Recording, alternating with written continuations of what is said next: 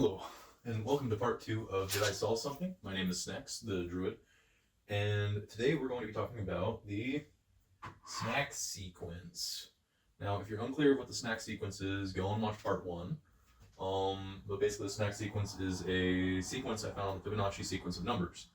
And from my further exploration of said sequence, there is a specific kind of like, I guess, closeness to like cubic functions, and very specifically in cubic numbers, which sounds kind of convoluted, but I apologize. And so once we go into my whole charted look, we're only going to look at the first 24 numbers of the Fibonacci, or the SnaX sequence. Why only 24? Because the 24th number of the Fibonacci, the 24th number of the SnaX sequence is equal to the 306th number of the Fibonacci sequence. And I'm not going to write all of the Fibonacci numbers down, I'm just going to write their digital reduction down. But just for frame of reference as to why I'm making this call, so this is the 24th number of the SnaX sequence, is 306. The 306th Fibonacci number is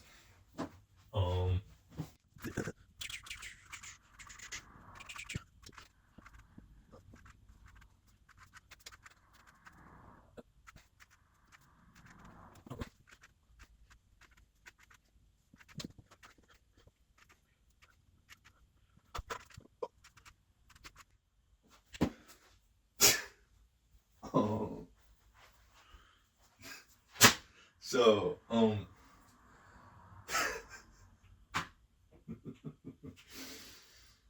yeah, that is, I don't know how many numbers that is strung together, but it's an amount. It definitely is. But that is the 306th Fibonacci number right there. And so, because on the SnaX sequence, we determined the SnaX sequence. I'm going to say it so many times. We determined it using digital reduction. We take this, and we can reduce this down to, which is the 24th, 343, and if you know anything about math, 343 is 7 cubed, which is interesting. Okay, so now that we've kind of gone over this, I'm going to do my chart spell. And we're going to run it with, so you have your position, and then x will be, x equals SnaX pause, y equals fib pause, z equals big red, which is digital reduction. That makes sense? That makes sense to everyone? It will make sense in about 5 seconds once I flash my spell. Yeah, or whatever. Spell's cast. Okay, so like I said, x is the SnaX sequence number position. Y is the position on the Fibonacci sequence. So, for instance, the first SnaX sequence number is the 7th number in the sequence of the Fibonacci sequence. The freaking 7th is the 34th. 16th is the 142nd. You know, that's basically how it works out. And then the Z is the digital reduction. So, for instance, like we looked at, because I showed the 306th Fibonacci number is really freaking long. How many numbers is it?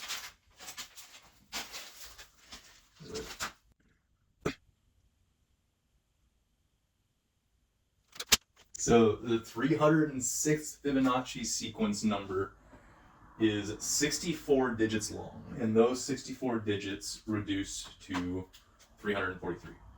Now, before we go into a more in-depth discussion about that, I don't have a sponsor, but this is more of a public service announcement. So I picked up this yardstick at Lowe's. Absolutely nothing against Lowe's. Lowe's is a good corporation. They are chill. They've got everything that you're going to need. They are better than Home Cheapo, what I think. That being said, one of the important things about a yardstick is that it is a straight edge, is what they're used as. And my gripe comes down to if you're gonna have a straight edge, it it needs to be a straight edge, because that creates bulbous. It's all about making sure that you have the right tool for the job, and this is going to, if this happens, I don't know where they get, who cuts off the freaking yardsticks for the paint department. But if this happens, look at how much that goes off by. If you've got a long job that's going on, that's going to keep exponentially messing up. This would be an easy fix. You just, what is this, quarter of an inch thick? Get a quarter of an inch thick piece of plywood. You can go 3 foot by 3 foot, right? And then just precision cut it. And you get, what, 36 out of it? Automatically print it? It's not that difficult. Oh, sorry. This really bothers me. Because the point of a straight edge is that it's supposed to be straight. If you're measuring your room with this, after you get, like, I don't know what people are really using. I'm using this for drawing straight lines on, here. But again, can't freaking draw a great straight line when you got that entire wedge. Whatever. Lowe's is a good store. Nothing wrong with it. My gripe is with this yardstick. But a teacher hack, if you're a teacher, you can go to probably like aisle, wherever they have their wainscot in your local Lowe's, and you can grab a 4x8 sheet of whiteboard hardboard. So the hardboard has like basically granules all super glued together, but it's got a whiteboard face on it. And you can have your lovely Lowe's lumber associate to saw that bad boy up into 32 whiteboards that are 1 foot by 1 foot. If you've got a kindergarten class, perfect for that. Now everyone's got a whiteboard they can write on. And I think the going price is like 23 something for a 4 foot by 8 foot sheet. You spent $23, and now you have 32 1 foot by 1 foot whiteboards for your class. Teachers, it's a good deal. Get your pro card and whatnot as well. Anyway, back to the subject of numbers. So my statement was this has something to do with cubic functions. My big reason for saying that is because right here you have 125. That is 5 cubed, and it shows up at the 126th Fibonacci number, which 126 is 9 times 17, 9 times 14. 9 times 14. And that's at the 15th spot. And 15 squared is 225. But that's 5 cubed. And then you have 216 at the 216th Fibonacci spot, and its digital reduction is 216, which is 6 cubed. Weird that it shows up like that. And then at 24, like I said, 24 is 4 factorial. You get 7 cubed, which again, 7 is the 4th prime number. So that really makes more sense as to the factorial 4 of it all, I think. Because, yeah, I don't know. When you're working with prime numbers a lot, you kind of have to make excuses and statements. I'm better at arguing this stuff than showing it, but I mean, I think this is clear enough. But yeah, there's like a weird, like, sixiness to this sequence. For instance, right here at the 11th and 12th spots on the SnaX sequence, you get the 72nd Fibonacci number and you get the 84th Fibonacci number. And both of their digital reductions are 72. Now, the reason that those really point out to me is because of what's called the precession of the equinoxes. For a lot of people, it disproves astrology, which is a bogus claim. Quite frankly, it's a bogus claim. But what the precession of the equinox does is that every 72 years, the constellation, like the Earth, as wobble, like shifts 1 degree in one direction, and so the constellations that the zodiacs are based off of are not in the same place that they were back in freaking 4000 BC or whenever people were studying it. I don't know. A lot of people say that that disproves the phenomenon in general, but even Einstein wasn't, convinced that astrology is not a real thing. I just don't think it's constellations. It's seasonal, right? And so it's basically like people noticed that at the vernal equinox, the sun was close to this far off galaxy. and then they just charted it from there. And then every 30 days, because months are 30 days, roughly, give or take, luminations of the moon. But that's kind of like what this whole thing is about, is some like planetary measure, I think. Especially when you take into consideration how many like cubic functions go into like advanced astronomy and like calculus and stuff like that. I don't know. I didn't really take any astronomy or calculus classes.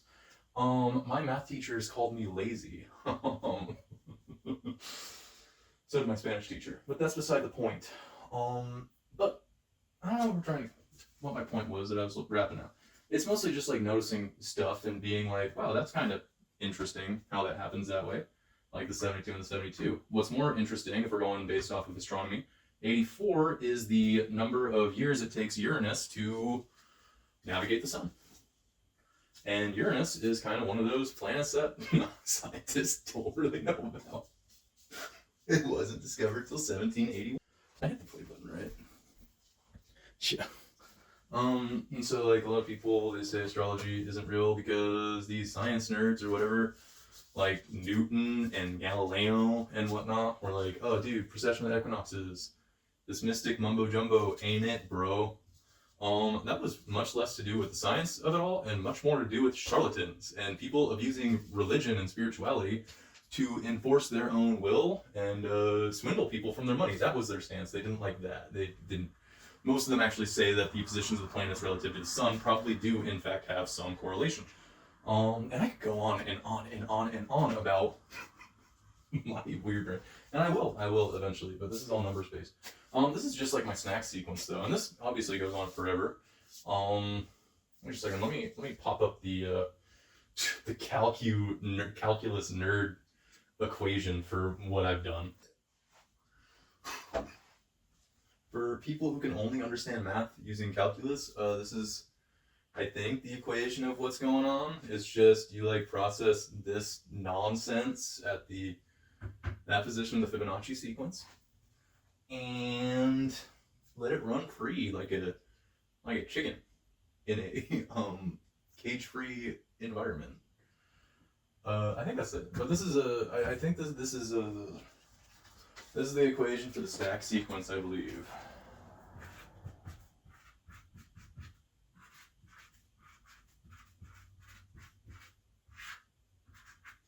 Once again, I never took calculus. It is not a branch of mathematics that ever gripped me.